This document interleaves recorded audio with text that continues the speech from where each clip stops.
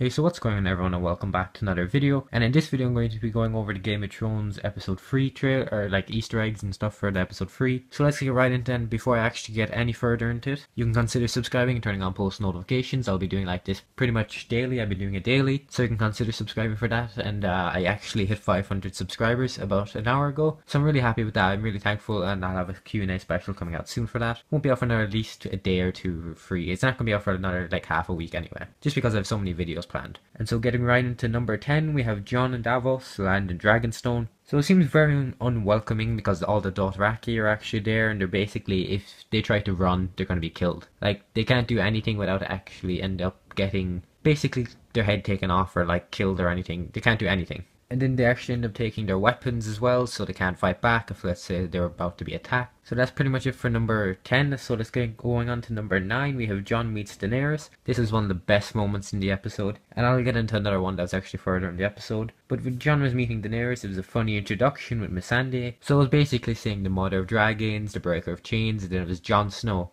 He's King of the North. That was it. That was all for Jon Snow. And then her reaction to the White Walkers was pretty normal, if I have to say it. It was really just normal. She seemed confused. She didn't obviously want to spend all of the 6 seasons what she was doing going back up to like going up to the north and not going after the Iron Throne, which is understandable. So going on to number 8, we have fish them out. Like when I fish Theon out. So what I mean by this is basically at the end of episode 2, he basically jumped overboard and he was left in the water, and he was fished out this episode, so everyone died with him and he was called a coward. So that was all we actually saw of Theon. There wasn't that much. There's more of him coming in the next episode, which is going to be good as well. I actually have a trailer breakdown, which I'll have that linked at the end of the video with the title cards. So he's basically fished out. So going on to number 7, we have Cersei doing whatever she wants. So this actually developed a bit more into this episode. So it was obviously with she spends the night with Jaime. Obviously he didn't want to do because he was hesitating and everything. And then she basically opens the door to the help and confirming that they were basically sleeping together and that they've done it. And Jaime saying don't do it, and everyone already knows this because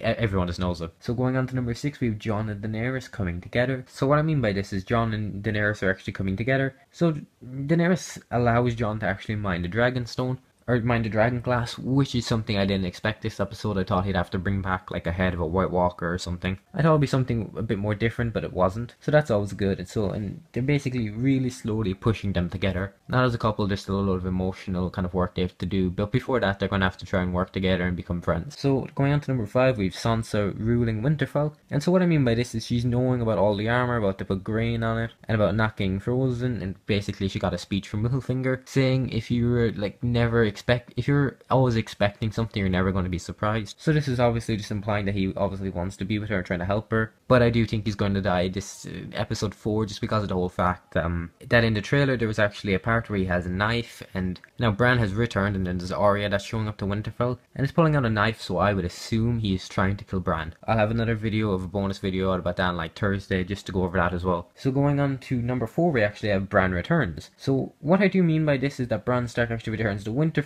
and stays by the Weirwood tree. So if you don't know, he's basically trying to say to Sansa what the Three-Eyed Raven can do, that he can never be Lord of Winterfell, that he can never do any of that, he's the Three-Eyed Raven. And he tries to explain, so he describes her wedding night with Ramsay like really well, basically what she was wearing and how pretty she was. So this is obviously going to freak her out, and she obviously left. And then he says he has to talk with Jon, so that gave me chills. So going on to number 3, we have Daenerys wants to attack Euron. So Daenerys actually wants to go after Euron. She wants to use her 3 dragons to actually go after Euron, and then the small council are basically saying no, it's too much of a risk, you cannot do that. It'll basically end up in you getting killed. So this is obviously implying that they really do not want her to do that. So going on to number 2, we have Highgarden. So basically there's 2 battles. There's Highgarden, there's Casterly Rock, but both of them were non-existent in a way. You could see the start of the fight and then it cut to the end of the fight straight away. We basically didn't get any fighting. There was a tiny bit of action. Wasn't too good, wasn't too bad. I expected a lot more actually now I think about it. I expected there would be a lot more battles by this far into the season. So then, as I said, they were non-existent, and then